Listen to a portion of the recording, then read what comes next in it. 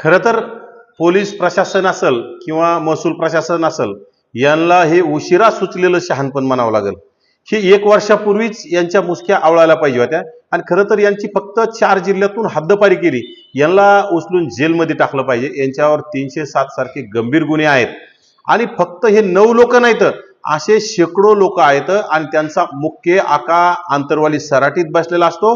खरं तर त्या मुख्य आकाच्या मोठ्या आकाच्या मुसक्या आवळल्या पाहिजे, कारण मोठा आका जर जेलमध्ये टाकल्याशिवाय त्या सर्व त्यांचे गावगुंड असतील, मटक्यावाले, गुटक्यावाले, दारूवाले, ह्या वाळूवाले, ह्या सगळ्या गोष्टी बंद होणार नाहीत आणि जोपर्यंत बंद होत नाहीत तोपर्यंत या राज्यामध्ये राज्य अस्थिर करण्याचं काम जरांगे नावाचा बालिश माणूस करत राहणार आहे।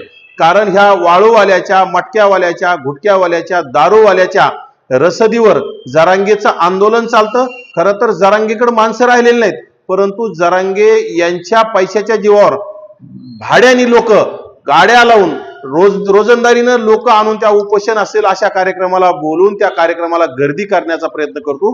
परंतु त्याचे जे सहकारी असतील, त्याचे जे गावगुंड असतील, यांना राज्य सरकारनं पोचण्याचं काम बंद करावं, त्यांच्या सर्वांच्या मुसक्या आवळाव्यात।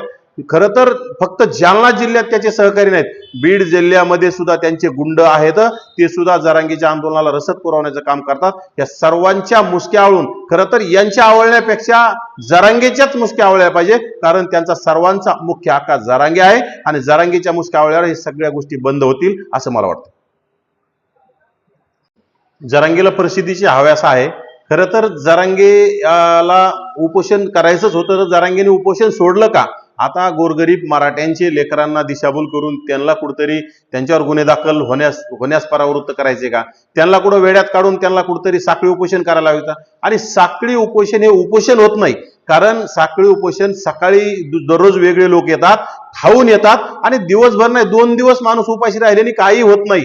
त्यामुळं हे उपोषण होऊ शकत नाही। प्रशासन याच्याकडे कुठेही गंभीरतेने बघणार नाही आणि जरांगे संपलेला हे प्रशासनाला माहिती आहे। त्यामुळं जरांगेच्या आता पोटातून वेगवेगळे शब्द निघालेत।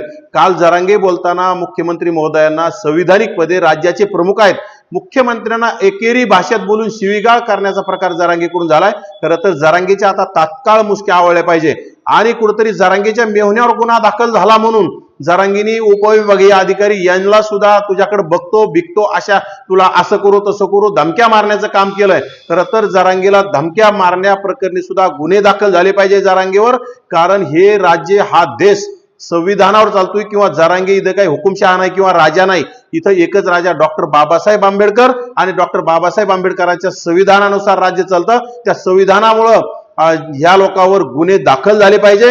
जरांगेवर जरांगेच्या तात्काळ मुसक्या आवळणं गरजेचं आहे, कारण की जरांगेची आरेरावी पुन्हा वाढली तर येणाऱ्या काळात हे राज्याला परवडणार नाही। त्यामुळे जरांगेला आता जरांगे संपलेला आहे, त्यामुळे जरांगेला उचलून आता जरांगेची जागा जेलमध्ये योग्य राहील, कारण जरांगे पागल झालाय। जरांगेला येणाऱ्या काळात मेंटल हॉस्पिटलमध्ये सुद्धा ऍडमिट करावं लागणार आहे असं आम्हाला वाटतं।